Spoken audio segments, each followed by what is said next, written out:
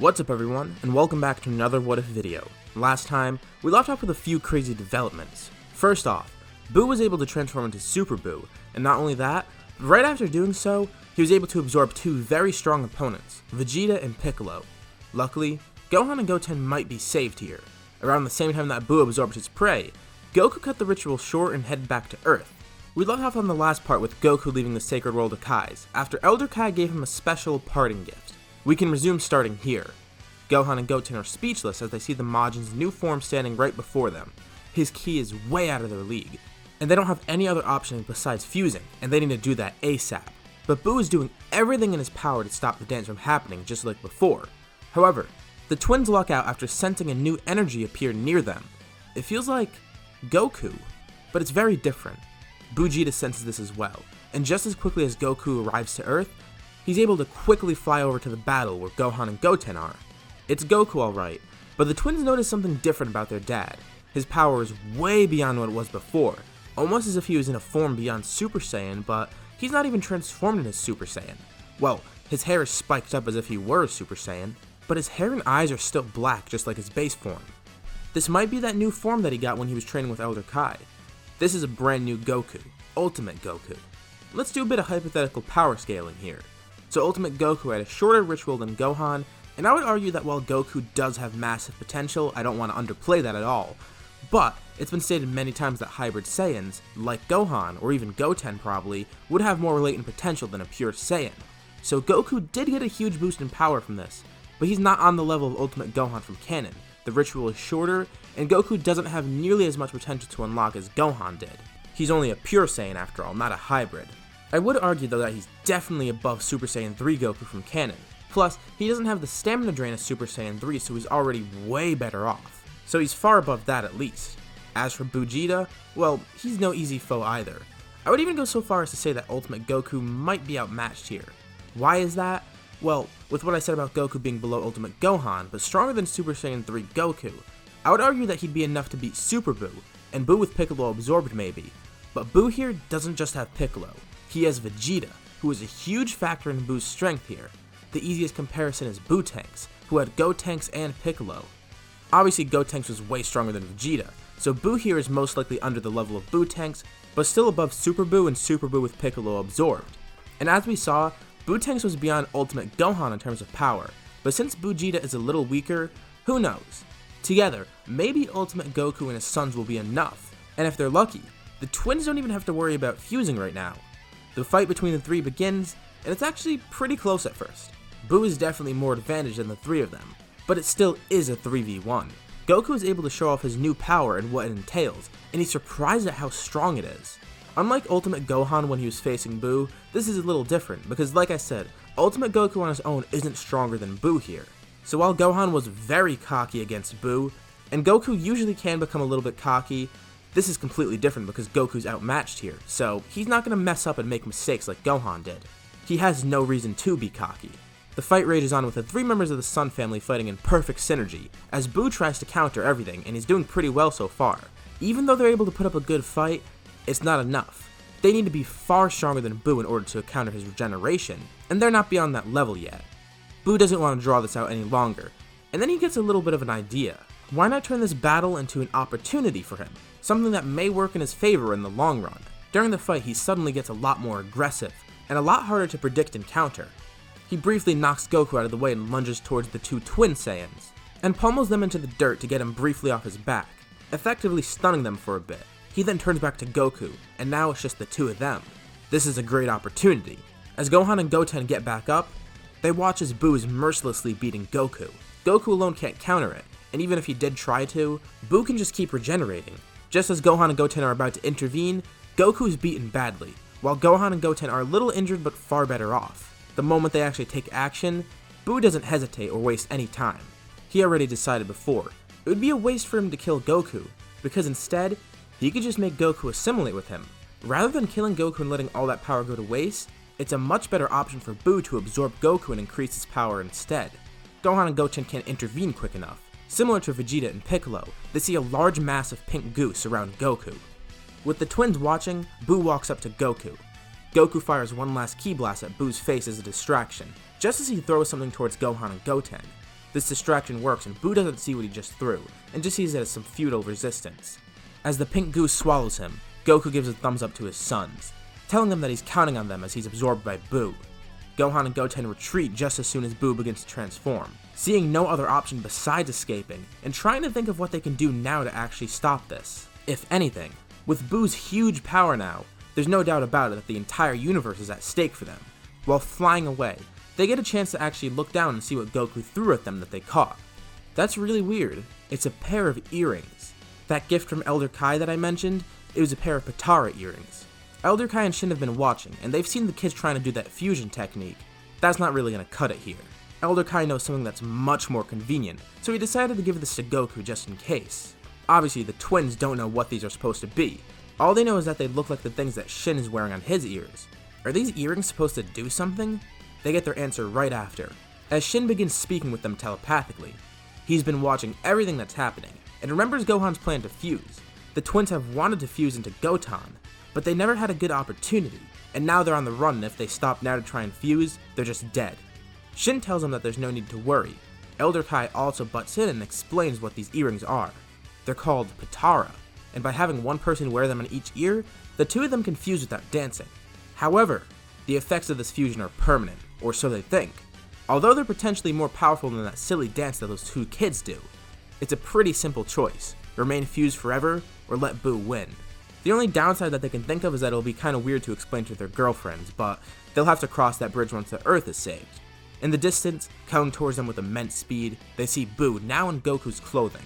I guess we can call him Ultimate Buku, or just Buku for short, whatever, and he's coming their way. Without hesitating, the twins stop midair, listening to the Kai's instructions. The two give one last determined grin at each other, and a quick fist bump too. Although they're nervous, this is their only option and it might work. Thanks for everything, Goten. You too, Gohan. These are the last words that they speak to each other, before the two of them suddenly begin to merge, flying towards each other and then being assimilated into one. Buku stops midair, watching at what's happening, confused. What did these two kids just do? A blinding light fills the area, and then nothing. Boo doesn't see anyone standing before him. Did they use some technique to disappear? Did they turn invisible? Over here! Boo is suddenly startled when he hears a voice behind him, or two voices, and he sees what just happened when he turns around. A new fighter is standing behind him with blonde hair. It looks like Goten. Wait, no, it looks like Gohan. Actually, it kinda looks like both of them. Boo doesn't even have time to process what he's seeing, because just as soon as he sees it, he gets a kick delivered to his face, sending him flying into the ground below. The new fusion slowly descends towards him. Strange. We were expecting to fuse into Goten again. I guess this body deserves a new name in that case. How about Hanten? This new fusion, named Hanten, stands before Boo. A Potara fusion of Gohan and Goten, although this one actually seems to be a bit more powerful than a hypothetical Goten at this point in time. Much like how Goku and Vegeta got a rival boost as Vegito, Gohan and Goten would most likely get something similar here due to their compatibility. I mean, they are the perfect match for a fusion, and they've done so before. They're brothers, they're twins, and they're rivals, so they got all three of those going for them. And realistically, any of those factors could probably come in here in terms of a boost, but we only really know of the rival boost, and we don't really know how much it is, but still, it would be safe to assume that they at least get that from this fusion. Now let's call back to my power scaling from before. Well, Vegeta was underneath Boo-Tanks, and Ultimate Goku is weaker than Ultimate Gohan, so Buku here most likely would be weaker than Buhan, but probably a little bit above Boo-Tanks. As for Hanten, well, it's not really a fair match, I'm just gonna say that now. The twins are pretty much around the level that Goku and Vegeta were in canon, in terms of power at least. Plus, they get the same fusion boost, rival boost, and whatever other boost that Vegito gets, and they're in Super Saiyan right now. So imagine this fight like Super Vegito fighting a weaker version of Buhan. And if you go back to look at that fight, Vegito was whooping Buhan with no issues, so this is even easier. Much like Goten, Hanten here is pretty much like a mix of Gotenks and Vegito, but also a little bit similar to Gotenks in a way in terms of his fighting style. I mean, being the fusion of Goten and Gohan, he's very powerful, very skillful, and also very smart, but he can be a little cocky at times. And also, he does have the style and creativeness that Gotenks had. If you remember way back to the first few parts, I used to mention how the kids used to try and do combo moves and flashy attacks all the time, I mean being kids and all, and Goten did pretty much the same thing. So Hanten isn't really any different. Except he's a teenager now, so he's a little bit more mature than that. But who's to say he doesn't want to have a little bit of fun? Hanten is able to completely outpace the Majin, and needs to kill him and not screw around any longer. But if he kills Buu, then Goku, Vegeta, and Piccolo will be gone for good. Killing Buu means killing Piccolo, and if Piccolo dies, Kami dies as well, meaning that the Dragon Balls go bye-bye. So that's not an option for them. Why don't you wait here for me just a moment? Hanten launches an attack that binds Buu, similar to the Galactic Donut. I mean, this fusion is part Goten after all, who was part Gotenks, so I want to keep a little connection like that. Hanten is taking a gamble, But while Buu is held down, he flies inside Buu's mouth to see what he could find. He ends up in a strange place, Buu's stomach, and somehow, he's small now. But he's gotta work quick. He fights off the Buu clones inside of the Majin, and is able to find all the people that he was going to save. He frees them and then quickly flies out of Buku, leaving Fat Buu inside him because he has no real need to save him. Buku then begins regressing. His clothes disappear, his face contorts, and now he's transforming back into regular Super Buu. The transformation completes and he's appalled. What have you done? I don't really remember what Super Buu's voice sounds like, but I'm just gonna stick with that for now. Moving on then, Buu is enraged.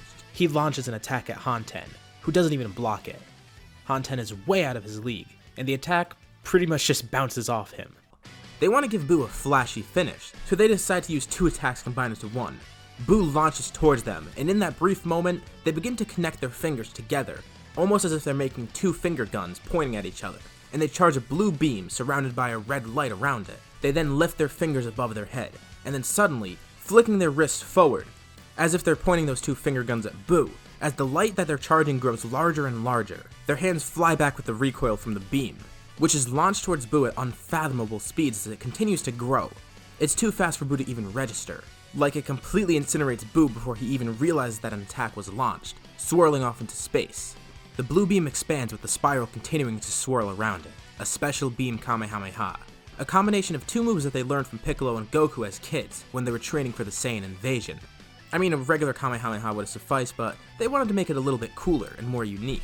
Within a fraction of a second, the attack completely incinerates Buu, and Fat Buu inside him as well, leaving nothing left. After launching the attack, Trying to look cool, Hanten blows the smoke off his fingers. he's proud of himself for that one. It looked pretty cool, but no one was really watching, so it doesn't really matter. Goku, Vegeta, and Piccolo then regain consciousness after the attack, and stand up to see someone in front of them.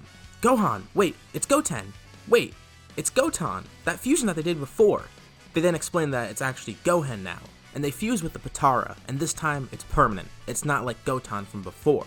Piccolo and Vegeta are confused hearing that it's permanent, speechless at the fact that these two will be combined forever, with Goku telling his sons, or I guess his son, that he did a great job, but now he's gonna have to deal with a really weird girlfriend situation, as well as Goku having to explain to Chi-Chi why they only have one son now instead of two. Hanten actually totally forgot about that. And sheepishly says that at least the Earth is saved, but he's secretly terrified at the thought of having to explain this to everyone. I mean, Goku is as well, since he's the one who basically made them fuse, and now he has to explain it to Chi-Chi. Thankfully for both of them though, he starts to feel funny, and then he defuses, tossing Gohan and Goten out on the ground beside them. Problem solved then, I guess? They all laugh it off. The damage done by Babidi, Buu, Deborah, etc., it's all restored, and everyone who died during this time was brought back to life. Peace finally resumes on Earth, and now life can continue back to normal, thanks to Gohan saving the Earth from Buu. Shin and Kibito thank everyone, as well as Elder Kai being there now, and they're very pleased with the performance of these Earthlings. This planet definitely has some interesting characters, and now Earth can finally return back to normal and everyone can go back to their daily lives. It's good to have peace again, but I guess this peace isn't really going to last too long. We do have another antagonist arriving soon, someone of godly proportions, but we're going to save that for the next part and leave off here. So what did you guys think about this part, and what do you think will happen next time? How do you think the events here will affect the story as we move forward? Let me know your thoughts and suggestions in the comments below, and I'll be sure to check them out and read them. Anyways, if you like this part, be sure to drop a like, and if you haven't already, why not subscribe, as well as hitting the bell icon for notifications about future parts of this What If, or any other videos of mine if you're interested in hearing about that, well, as long as YouTube decides to work and notify you on time about my videos. As usual though, thank you for watching, and hopefully I'll see you on the next video. I hope you guys enjoyed.